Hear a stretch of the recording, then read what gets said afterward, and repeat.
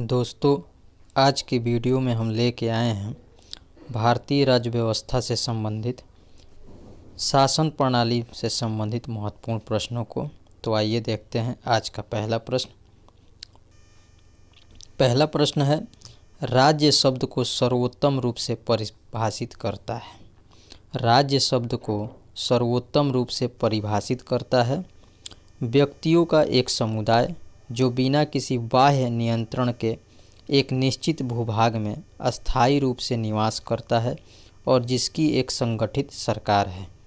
राज्य शब्द को सर्वोत्तम रूप से परिभाषित करता है व्यक्तियों का एक समुदाय जो बिना किसी बाह्य नियंत्रण के एक निश्चित भूभाग में अस्थायी रूप से निवास करता है और जिसकी एक संगठित सरकार है। अगला प्रश्न, ध्वज, राजधानी, संप्रभुता और शासनाध्यक्ष में से राज्य का सबसे महत्वपूर्ण तत्व क्या है? तो राज्य का सबसे महत्वपूर्ण तत्व है संप्रभुता। संप्रभुता राज्य का सबसे महत्वपूर्ण तत्व है। भारत की संप्रभुता के संबंध में सही कथन है। तो भारत के संप्रभुता के संबंध में सही कथन है, भारत राष्ट्रमंडल का सदस्य है, लेकिन इसके कारण भारत की संप्रभुता कम नहीं होती है। भारतीय संविधान में जिस प्रकार की शासन प्रणाली की व्यवस्था की गई है वह है संसदात्मक। भारतीय संविधान में संसदात्मक शासन प्रणाली की व्यवस्था की गई है। अगला, सर्वप्रथम संसदात्मक सरकार प्रारंभ की गई थी ग्रेट ब्रिटेन में। ग्रेट ब्रिटेन में सर्वप्रथम संसदात्मक सरकार आरंभ की गई थी। भारतीय संविधान की विशेषता क्या है? तो भारतीय संविधान की विशेषता है संसदात्मक सरकार, संघात्मक सरकार तथा स्वतंत्र न्यायपालिका। भारतीय संविधान की विशेषता है संसदात्मक सरकार, संघात्मक सरकार तथा स्वतंत्र न्यायपालिका। अगला प्रश्न, भारतीय संविधान की विशेषता नहीं है। तो भारतीय संविधान की विशेषता नहीं है अध्यक्षात्मक सरकार। भारतीय संविधान में अध्यक्षात्मक सरकार की विशेषता नहीं है। अगला प्रश्न, संसदीय व्यवस्था वाली सरकार वह होती है जिसमें सरकार संसद के प्रति उत्तरदायी होती है और उसके द्वारा हटाई जा सकती है। संसदीय व्यवस्था वाली सरकार वह होती है जिसमें सरकार संसद के प्रति उत्तरदायी होती है और उसके द्वारा हटाई जा सकती है। भारतीय संसदीय प्रणाली ब्रिटिश संसदीय प्रणाली से इस बात में भिन्न है कि भारत में न्यायिक पुनर्विलोकन की प्रणाली है। भारतीय संसदीय प्रणाली ब्रिटिश संसदीय प्रणाली से इस बात में भिन्न है कि भारत में न्यायिक पुनर्विलोकन की प्रणाली है।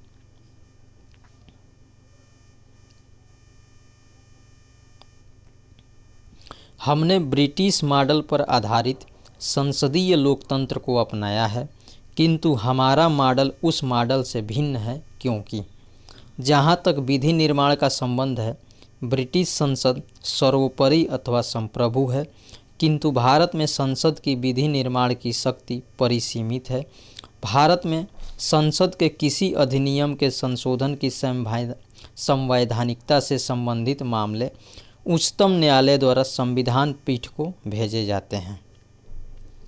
हमने ब्रिटिश मॉडल पर आधारित संसदीय लोकतंत्र को अपनाया है, किंतु हमारा मॉडल उस मॉडल से भिन्न है क्योंकि जहाँ तक विधि निर्माण का संबंध है ब्रिटिश संसद सर्वोपरि अथवा संप्रभु है, किंतु भारत में संसद की विधि निर्माण की शक्ति परिसीमित है।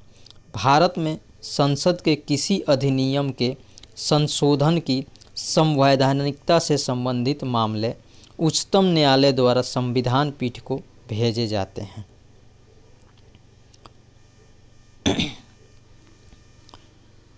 धर्मनिरपेक्ष राज्य संसदीय पद्धति सरकार, संघीय नीति और राष्ट्रपतीय पद्धति सरकार में से भारतीय राजनीतिक पद्धति के बारे में सही नहीं है राष्ट्रपति पद्धति की सरकार। भारतीय राजनीतिक पद्धति के बारे में सही नहीं है राष्ट्रपतीय पद्धति की सरकार। अगला, संसदीय स्वरूप के शासन का प्रमुख लाभ यह है कि कार्यपालिका विधानमंडल के प्रति उत्तरदायी बनी रहती है। संसदीय स्वरूप के शासन का प्रमुख लाभ यह है कि कार्यपालिका विधानमंडल के प्रति उत्तरदायी बनी रहती है। भारत में संसदीय प्रणाली की सरकार है क्योंकि मंत्रिपरिषद लोकसभा के प्रति उत्तरदायी है। भारत में संसदीय प्रणाली की सरकार है क्योंकि मंत्रिपरिषद लोकसभा के प्रति उत्तरदायी है। भारत के संदर्भ में संसदीय शासन प्रणाली में निम्न सिद्धांत संस्थागत रूप में निहित है। पहला, मंत्रिमंडल के सदस्य संसद के सदस्य होते हैं।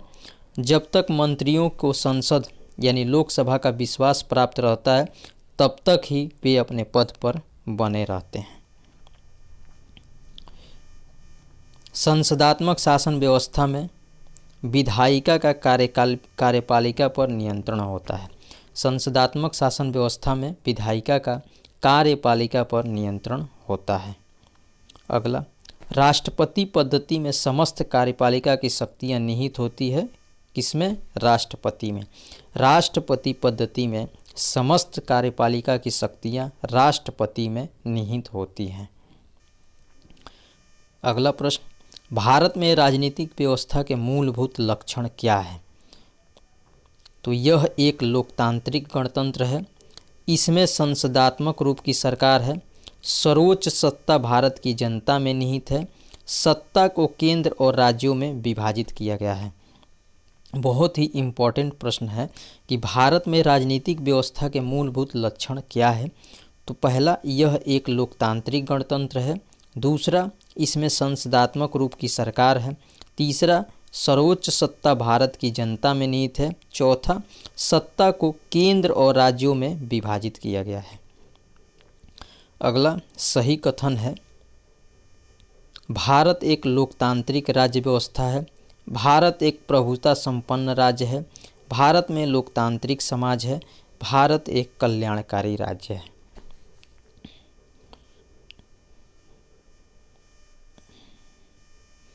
अगला प्रश्न, भारतीय राज्य व्यवस्था की विशेषता क्या है? तो एक संविधान संगत सरकार, लोकतांत्रिक सरकार, विधि का शासन। भारतीय राज्य व्यवस्था की विशेषता है एक संविधान संगत सरकार, लोकतांत्रिक सरकार, विधि का शासन। केंद्र सरकार और राज्य सरकारों को प्राधिकार प्राप्त होता है। किससे? भारत के संविधान से। केंद्र सरकार और राज्य सरकार को प्राधिकार प्राप्त होता है भारत के संविधान से। सुशासन की विशेषता नहीं है लाल फीताशाही। सुशासन की विशेषता नहीं है लाल फीताशाही। विधि और स्वाधीनता के बीच सबसे उपयुक्त संबंध को कौन प्रतिबिंबित करता है? तो यदि विधि नहीं है तो स्वाधीनता भी नहीं है। विधि और स्वाधीनता के बीच सबसे उपयुक्त संबंध को कौन प्रतिबिंबित करता है? तो यदि विधि नहीं है तो स्वाधीनता भी नहीं है। अगला प्रश्न, कल्याणकारी राज्य का उद्देश्य है? तो कल्याणकारी राज्य का उद्देश्य है अधिकतम संख्या का अधिकतम कल्याण सुनिश्चित करना। कल्याणकारी राज्य यानी वेलफेयर स्टेट का उद्देश्य है अधिकतम संख्या का अधिकतम कल्याण सुनिश्चित करना। राज्य हर जगह है, यह अंतराल शायद ही कोई छोड़ता है, यह व्याख्या करता है कल्याणकारी राज्य की। राज्य हर जगह है, यह अंतराल शायद ही कोई छोड़ता है, यह व्याख्या करता है कल्याणकारी राज्य की। भारतीय संविधान का दर्शन है कल्याणकारी राज्य, समाजवादी राज्य, राजनैतिक समानता। भारतीय संविधान का दर्शन है कल्याणकारी राज्य, समाजवादी राज्य, राजनैतिक समानता। भारतीय संविधान का दर्शन नहीं है साम्यवादी राज्य। भारतीय संविधान का दर्शन नहीं है साम्यवादी राज्य। भारत में राजनैतिक सत्ता का प्रमुख स्रोत क्या है? तो वो है जनता।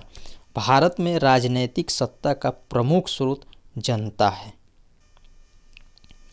अगला प्रश्न, अध्यक्षात्मक शासन प्रणाली का आधारभूत तत्व है एकल कार्यपालिका। अध्यक्षात्मक शासन प्रणाली का आधारभूत तत्व है एकल कार्यपालिका। सही कथन है भारत एक संसदात्मक प्रजातंत्र है। सही कथन है भारत एक संसदात्मक प्रजातंत्र है। भारत में प्रजातंत्र इस तथ्य पर आधारित है कि जनता को सरकारों को चुनने तथा बदलने का अधिकार प्राप्त है। भारत में प्रजातंत्र इस बात पर आधारित है कि जनता को सरकारों को चुनने तथा बदलने का अधिकार प्राप्त है। अगला प्रश्न, भारत का संविधान परिसंघीय विनिर्धारित होता है। भारत का संविधान परिसंघीय विनिर्धारित होता है केंद्र और राज्यों के बीच शक्तियों के वितरण से।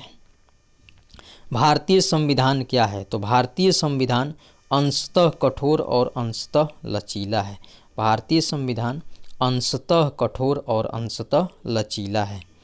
भारत की संसदीय शासन प्रणाली एवं ब्रिटेन की संसदीय शासन प्रणाली में अंतर है न्यायिक समीक्षा का।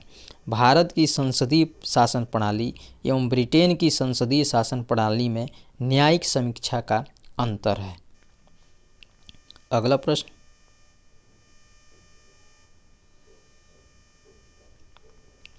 विधि के शासन के प्रमुख लक्षणों के रूप में माना जाएगा शक्तियों का परिसीमन, विधि के समक्ष समता, स्वतंत्रता और नागरिक अधिकार।